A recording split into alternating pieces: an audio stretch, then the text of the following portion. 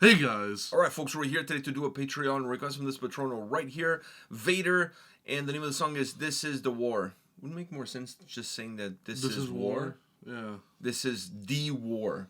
The war to end all wars. Fuck, we've been down that road before. We've been down that road twice. Yeah. Well, historically, once, and then Sabatone twice. Sabatone. Sabatone. Sabatone, which is the tone of a Sabaton song, is the Sabatone. It's the Sabatone. Yeah. Anyhow, are you ready to check out some Vader? It's been a while. It's been a while. One of my favorite Polish bands, by the way. If you were to ask me what I'm looking at right now, it looks like we're about to play like some type of PS1 game. Like, it looks very old. Metal Gear Solid. Yeah. Fuck, I used to love that game. Dude, I finished the first one. I finished all of them, but I finished the first one three times. You finished all of the older ones. Yeah, the ones that I could play on PlayStation 1. Up to 3, I'm going to move my PS4 up here so you can play. Is there more? There's a fifth one. I have it on my PS4 so you can play it here. All right. I love that shit. Anyways, you ready? Yeah.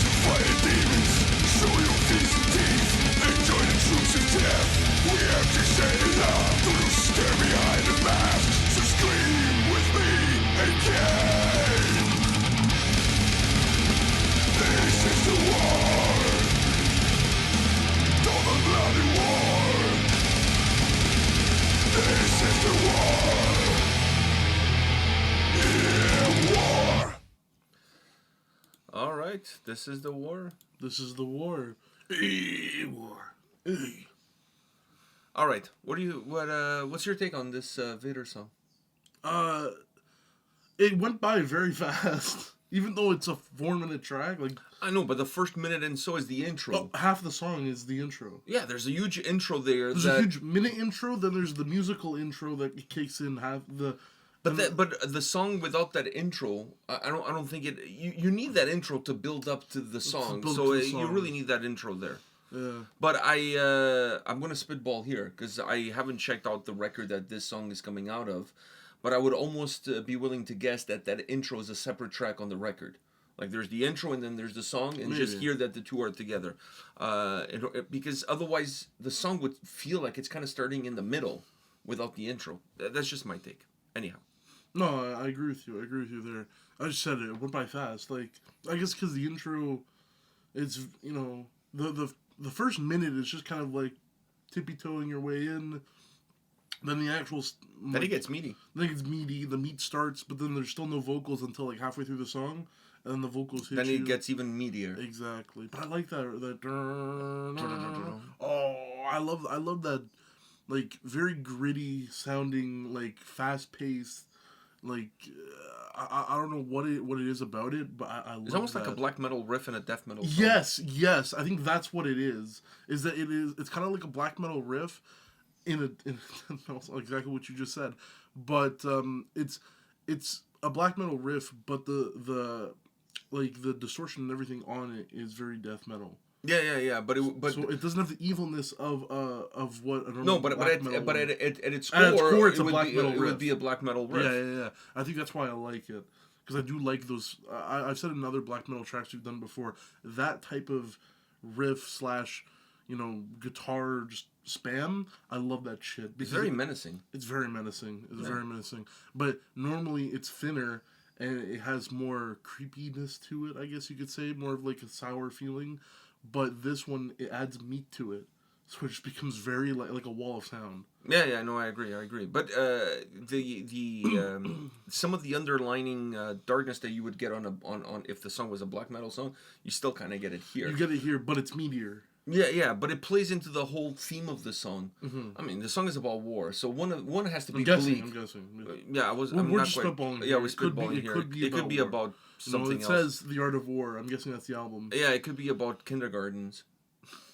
And the wars that happen in the playgrounds of kindergartens all over the world. I remember playing Deadliest Warrior with my friends on the kindergarten. Yeah, I also remember you telling one of the teachers, "Woman, leave me alone." And then throwing me under the bus, saying that you heard it from me. Like I ever refer to anybody as woman. What, did I say that? Make me a sandwich. Yeah. You didn't tell her to make you a sandwich. You told her to leave you alone. Woman, leave me alone.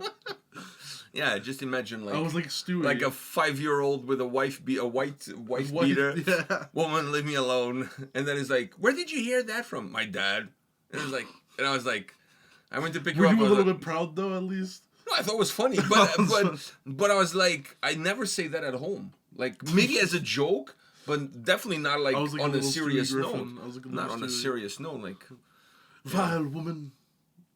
There was also a moment when you were little. You were in the back seat, in the kids seat in the car, in the back seat, and we were driving home, and the light went like yellow red. So like I fucking slammed on the brakes to not go on the ember, if you will. Slam on the brakes, and in the back you go, fuck. Really?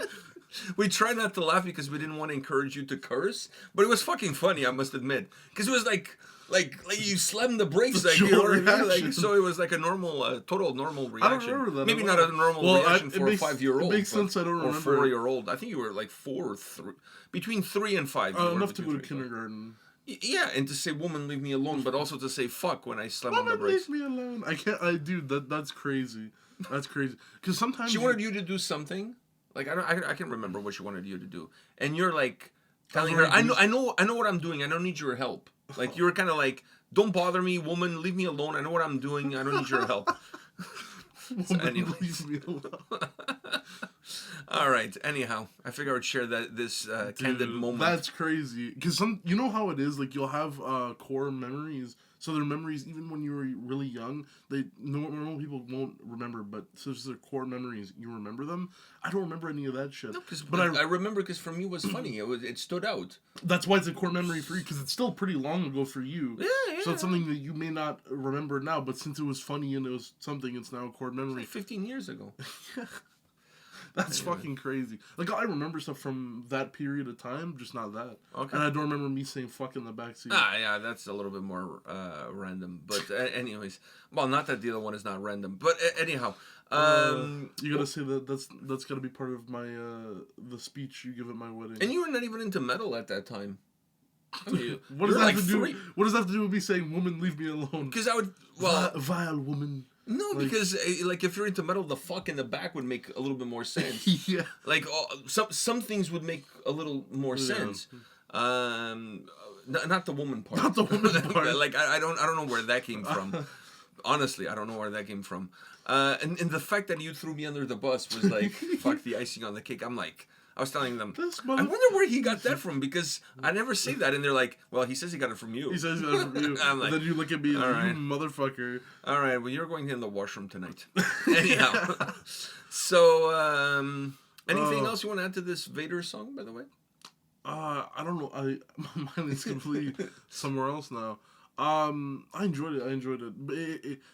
It's a song that even if you're not a huge Vader fan, it kind of massages you into the song, and then you're just there for the ride. I don't know if it massages you. The intro massages you, but then you get... You're already into the song. You're already a minute in. This song, musically, it's a pure representation of, like gunfire barrage when you're, like, in the front lines back in the day, like, during World War I. Now it's unfair. No, you have drones and whatever. There's not... You know how many videos on Twitter I see of guys in, like, really cool, like, they're all in that sniping position, and then I just see something I can buy on Amazon, fly over him, drop a fucking grenade, and he's dead. Yeah, I know. That's so unfair, man. Like, let's go back to the good old days. Back in the good old days when you're in the trenches. In the trenches. You know, in, like, the fucking barrage of fire and whatever. This song kind of gives me that kind of vibe, to be honest. If I was... very 1914. If I was president of the world, and like, if you guys have wars, I don't want no unfair advantages. It's got to be old school. Nah, fuck that shit. Dude, sometimes I feel so bad. If you think about war has been a huge catalyst for advancements in technology. If it wasn't for the wars of the war, I mean, for as much as we talk about, you know, World War I, how many people died, World War II, how many people died in overall in the world. We wouldn't be where we are in the world technology-wise. We wouldn't be where we are today if it wasn't for those two wars. Because the only way technology grows is us trying to kill each other. Yeah, in better ways. More efficient ways of killing one another. That's how technology I'm not lying develops. about that Amazon. I was on Twitter and I'm scrolling, and for some reason, Shane Gillis said this in one of his things. He's like, the war in Iraq is online, but the war in Ukraine is on Twitter. Like that shit's on that shit's on Twitter. And everywhere, not just on Twitter. But Twitter is like... But these days, Twitter's a cesspool. Twitter's a cesspool for it. All I get on my feed is videos of people dying. And porn. Yes. That's it. People dying in porn. I don't know why. And fight videos. But the only one out of the three... I don't know why those two things... I don't know what the Venn diagram is. The Venn diagram, it's normal people, weird people. And the Venn diagram meets in the middle. It's fight videos, porn, and war. I don't know why. Oh, man. Like, yeah, the only ones I search for is the fight video. I love, like, those fight videos of, like, school fights. Just one final note for this video. One interesting thing about the mindset of a person is that I will watch a video of a random Indian guy getting run over by a train multiple times just to see that moment in stupidity where the person doesn't realize that there's a train coming and therefore they kind of walk in front of the tracks. And I can watch that like over and over again, see the body completely being disintegrated by the train. Yeah. But if I see a video of a dog getting slightly run over by a motorcycle, I feel like puking. Yeah. I have more compassion towards animals than I do towards people. I've seen less of those. I've seen less like... It's weird. It's just I have no faith in humanity, and I've completely given up. At least on Twitter, I've seen more videos of like people dying than animals. But animal one is more niche now. But the animals, if it's wild animals killing wild animals, that I don't give a shit. I mean, that's part of human nature. It's part of, it's part of nature. an animal has to kill another animal in order to survive. You know a video I just saw on Twitter before we started recording? I was scrolling, and the video above it was literally what I just said, and I saw that fucking... Like, it looked like a drone you could buy on Amazon. I swear I saw it on Prime Day. And it dropped a grenade on somebody, body goes flying, and then it zooms in on the person. And I'm like, I don't want to see the zoomed in one. And then I scroll down, and it's a dog biting another dog's dick, and they're trying to, like, get the dog off. And that one, I was like, and it's a dog. It's like a dog biting another dog. And I'm still kind of like, I cannot see animal videos of animal, not like wild animals hunting wild animals. That's not what I'm talking about. But people fucking up with like, I can't see that shit. It makes me want to go there and fucking choke that motherfucker to death. I cannot see that. But videos of people doing dumb shit and dying in the process. Totally cool by me. Yeah, like, I saw one, it was totally like cool. It was like a circus thing, and... I think you're just desensitized. Yeah, we're desensitized by it. It's like school shootings in the US. That's why, There's like, happens one every 5 minutes. And the problem is, it ruins things that I used to love. Like, I love Mortal Kombat, the video game. Because of the finale? But I love the fatalities. Right? But the fatalities used to hit harder when I was younger. No. Now, I'm like, I've seen worse. Like, they're not doing... Like, it's weird. We are desensitized by it. We fully. are. Like, I do like seeing the ones where it's there was like a circus and the dude was training like this bear. Oh, I've seen that one too. And the bear just fucking bites his arm. Did you see the guy who had a cockfight? And by cockfight I mean like with the roosters, not like sword fighting. Yeah. So anyhow, he throws the cock in the arena. The cock runs after him and cuts like a vein on his leg with his claw, and the guy starts like fucking bleeding out because it's what do you call that? It's an artery. It's an artery. Yeah. So it's like, the dude is dead. Yeah. Because he's bleeding out so quickly, like the dude is dead. Because they sharpen the nails so they can kill the other one. But the fucking cock turned on him. Who would have ever thought about that?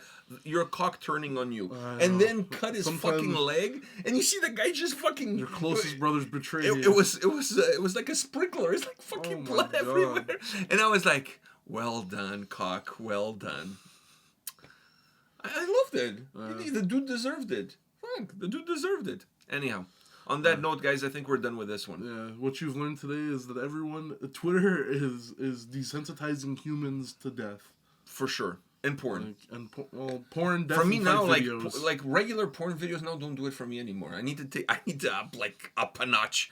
Because it's like you see so much shit on Twitter. That's why I said the Mortal Kombat fatalities. They're just like, they don't hit as hard. I used to see a little tit and that would get me hard. Now like, The only ones on Twitter that I'm happy to see are the fight videos, because those ones it's just like a tall kid and a short kid in the washroom, and people are filming and whatever, and the short kid fucking uppercuts. We're still talking about this shit. Anyhow, speaking of fight, there was not a fight, but there's a video where the guy is like a road rage incident, and the guy comes out of the car with a gun. Oh yeah. And he's knocking like on the dude's window. I see that. And he's like saying like they're all in Brazil. It's all. No, this was in the States. The guy knocks on the window like whatever. The guy inside the car pulls the gun, shoots him 3 times in the face, and the guy just falls down. There was one in Brazil where there was a truck. Sorry, this is the last one. There was like a truck, and then a motorcycle pulls up behind the truck, and one pulls up in front to rob him. And they pull him out of the car, he pulls out a gun, and he kills all of them. And I'm like, what? Like, the camera is perfectly... Brazil, every street has a CCTV camera to catch this shit. Because of gangs and shit. To catch shit. Come to Brazil. Come to Brazil. All right. Or come in Brazil. Either way. So, on that note, guys, we'll see you all at the next one. See ya.